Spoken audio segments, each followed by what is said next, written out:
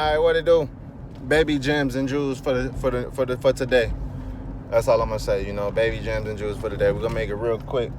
I just seen some stuff on the internet inspired me to make this brief video vlog, blog, whatever y'all want. Talking about mantras, manifestations, laws of attraction. Whatever y'all want to label this practice as. But all I'm gonna say is all of those things come down to manipulation and energy. Manipulation is not always bad. For something to be manipulated, it just has to be analyzed and it has to be altered. Analyzed and altered fully and correctly. But I want to talk about the manipulation of energies, referring to the laws of attraction and manifesting things. You cannot have indirect manifestations. You cannot talk indirect to God, or your higher self, or the universe, or the all-seeing, or the all-knowing. You can't. And being indirect is an arrogant, cocky, ignorant, rude thing. When you're indirect, it's kind of ignorant of, or less compassionate for others. It can be abusive to be indirect. That could be a form of abuse, being indirect. So you have to be direct with yourself, which is the higher power, which is God, which is the Most High, which is the all-seeing. You got to be very direct. I'm loving this song right now too.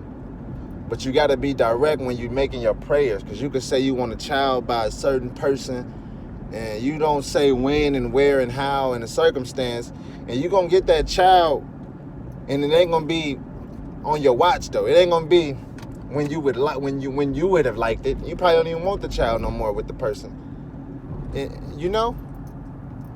Or you might just say you want a child and you don't say specifically with who or what kind of person, and you just get a child with any kind of body.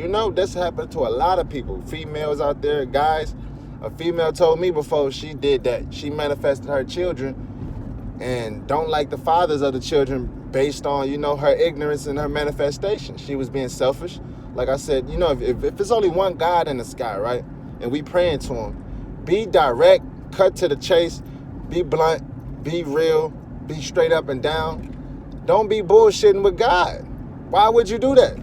He gonna give you that bullshit right back. Like, nigga, you can't play it. You can't finesse a finesser. I created this game called life, nigga. That's how God would speak to you. If you're trying to finesse your way into a blessing. No.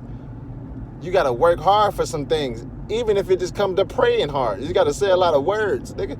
It can't be just easy. Oh, I want a husband. And then you just get the best husband that you ever prayed. No. You gotta put in that work. Now, do you deserve this husband? You got to put yourself in a position to deserve certain things and such and such things like that. You have to do this, because if you don't, then you will not recognize when your blessings or your prayers have been answered.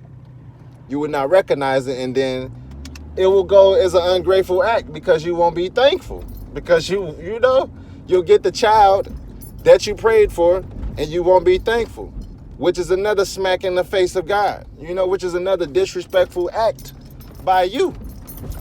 If you praying to a God who's supposed to be superior, So why would you do that? Why would you do that? You have to be specific when it comes to manipulating things, because manipulation means some kind of altering, some kind of change.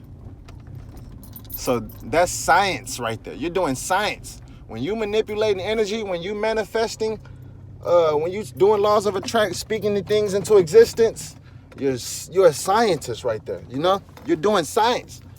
So you got to be specific with your chemicals and your amounts and your measurings. You have to be like that when you're a scientist, because a little bit too much of this might blow your whole shit up. So I want to say that to say this: if you're steady thinking selfishly when you're manifesting and you're praying for things, you're steady thinking selfishly when you're doing this, you're not going to see the true blessing or the true answer to your question. Or your prayer. You're not going to see it. You might get a blessing from years ago that you forgot you asked for. And you don't look at it as a blessing now because now you on something new and you have different manifestations that you're trying to grasp.